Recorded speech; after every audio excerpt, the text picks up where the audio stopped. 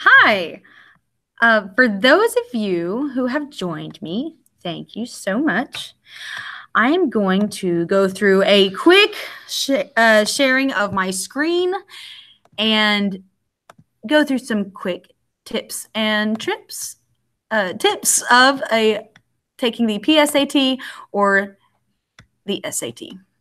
Now, for this, I I have a moderator. Her name is Pam Gatton, and my name is Sarah Westerman, and I compiled all this information. The ISTE standard that we're going to be addressing today is 1C. Students use technology to seek feedback that informs and improves their practice and to demonstrate their learning in a variety of ways. We're specifically looking at the reading and writing portion of the SAT because that is my area of specialty. So here's what you get when you start looking at reading. You get 1 U.S. world literature passage, 2 history passages, 2 science passages, and only 65 minutes. So you just want to go straight to the questions and read only what you need. If you read the passage first, just like you were if reading for pleasure or reading to learn, or if you're reading for STAR, then you're wasting your time because they're not looking for whether or not you enjoy the passage. They're looking for whether or not you can select the correct answer based on information. Like I said, the goal is to use the text to make a decision about keeping or eliminating answer choices.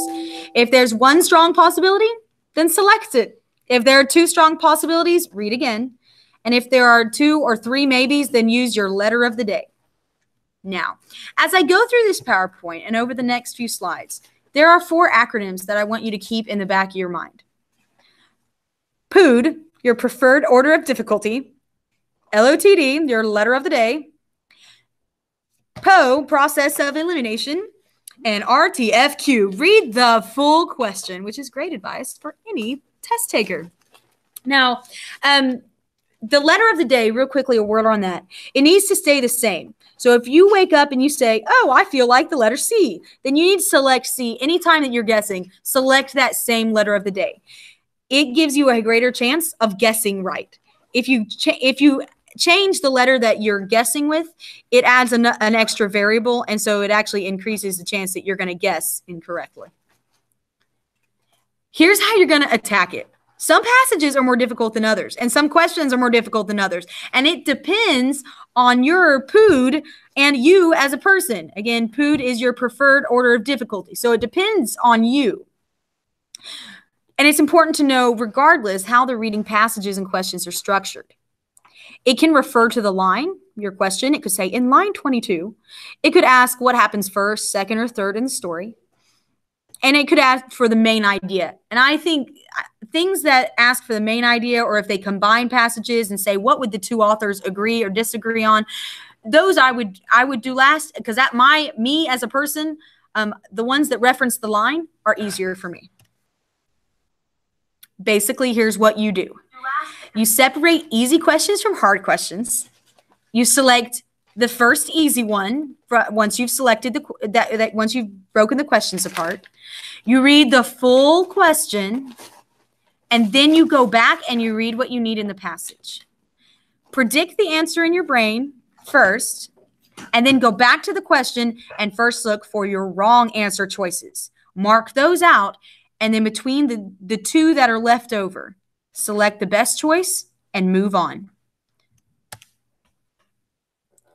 When you're looking for wrong answers, you're often looking for the following: stuff not mentioned in the passage at all, a specific moment not mentioned in the passage, even though most of the answer is right, or dramatic speaking that is way over the top in comparison with what was in the passage.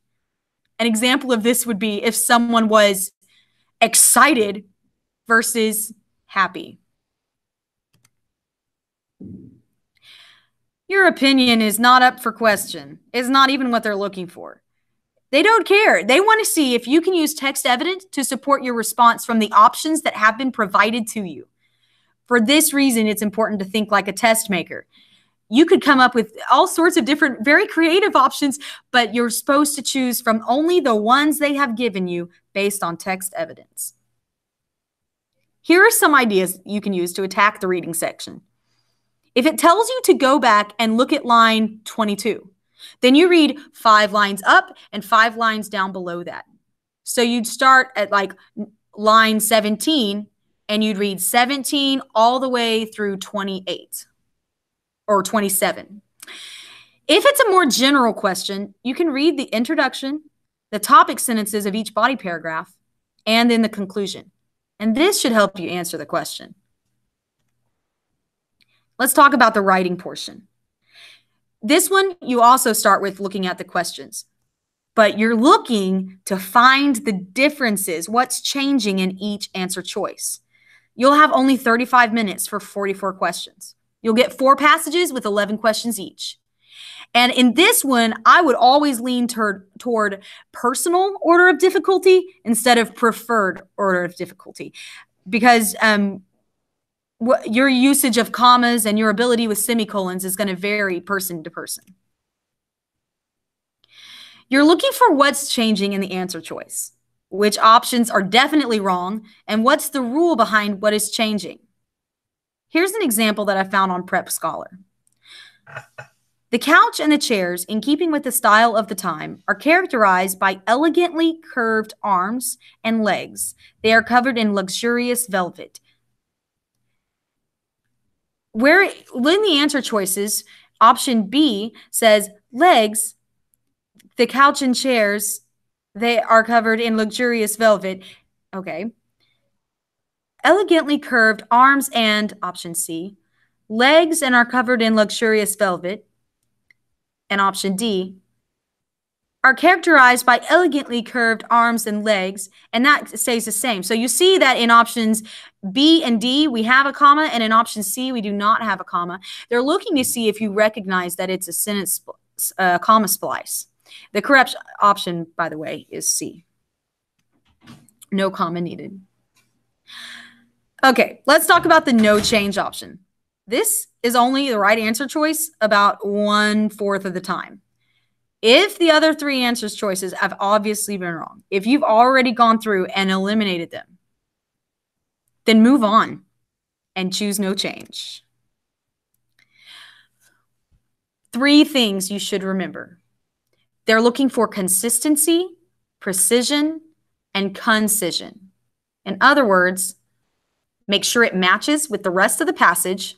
Make sure you're being specific, and make sure no extra words or unnecessary words are being used.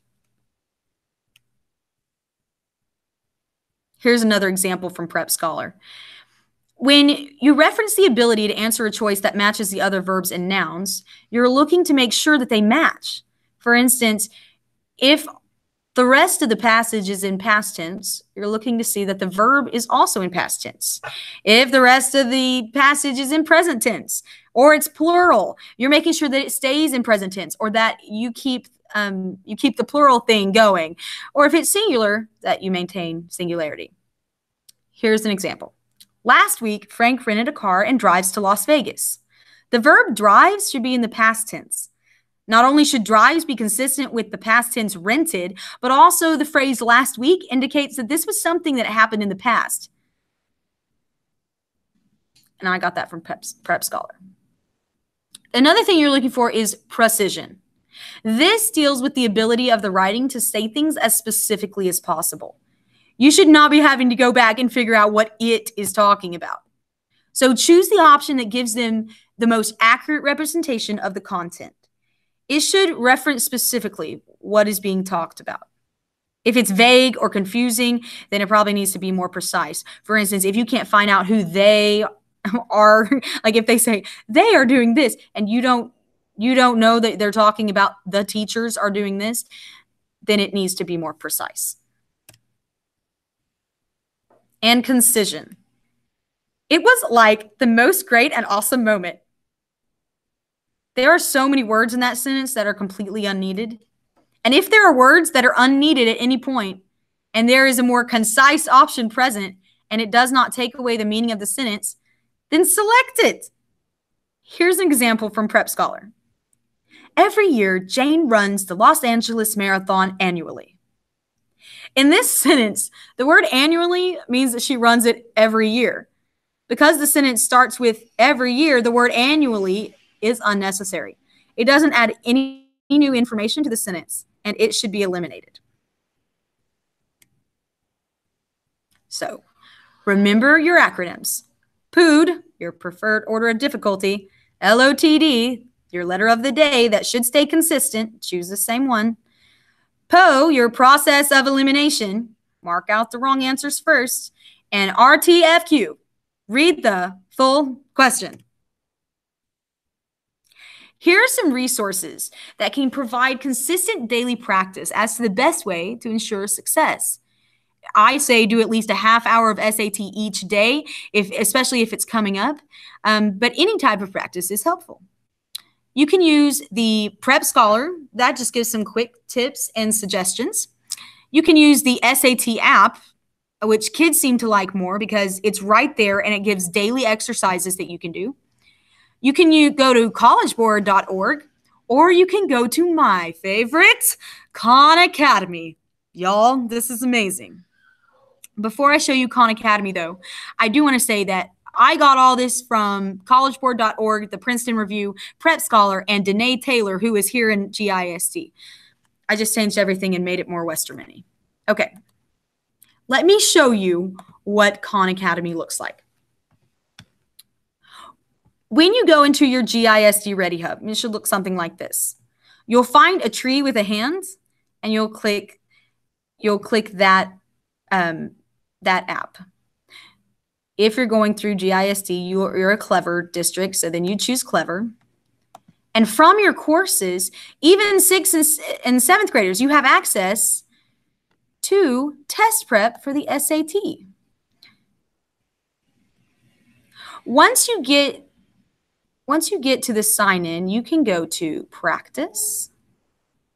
You'll select Reading and Writing, or Math if you're practicing with math or essay. And then you can start the task of increasing your abilities in a certain area. Now you can see that I've already done the writing and language ones, and I really hit that better in the PowerPoint, I think. So we're going to start with reading. We're going to start the task of quiz 1. It's not timed. And also, it always gives the I would be guessing option, which is different than the actual SAT. That does not exist on the actual SAT. They give a series of passages, and there's a little blurb at the top, and you always read that. They number the lines for you. And then they give you a series of questions. Let me show you an example of a specific reading question. In passage 1, the reference bonds, line 5, mainly serves to, so this one would be one that I would consider an easy question. For this one, you can go back into the text, find line 5, and then you can read 5 lines up and 5 lines down. A more difficult question that you might have would be, how do the authors of the 2 passages view the relationship between society and personal liberty? For these, you would have to read both passages and then make a decision based on your response. Now, once you select a response,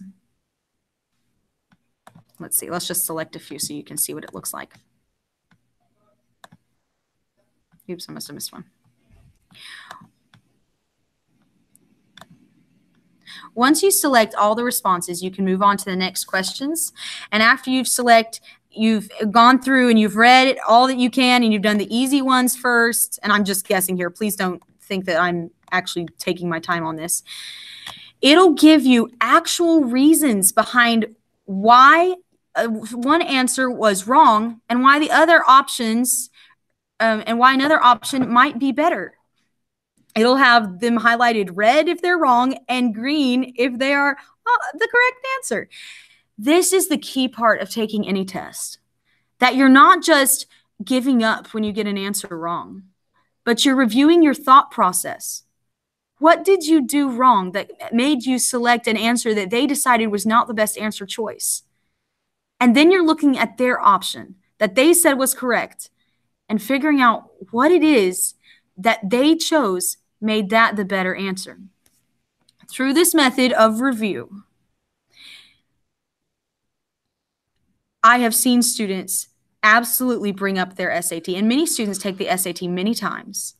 One of the students I had that I worked with this semester, he had done great on the math portion, but it was his writing that was suffering. And so what he did is, instead of doing the reading practice, because that was fine too, he did all the practice on writing and language that he could possibly do. And what he did was he went over the ones that he got wrong, not the ones he got correct, because he understood that. But the ones that he did not get correct, he went back over and tried to find the rule with regard to a comma or the rule with regard to a semicolon. It just helps them investigate why a certain question might be wrong and why others might be right. Well, that is really all that I had for this. I hope it was somewhat helpful. If you do have any questions, please don't hesitate to let me know. You can email me at sweststurm@garlandisd.net. I sure appreciate your time. All right, that is it.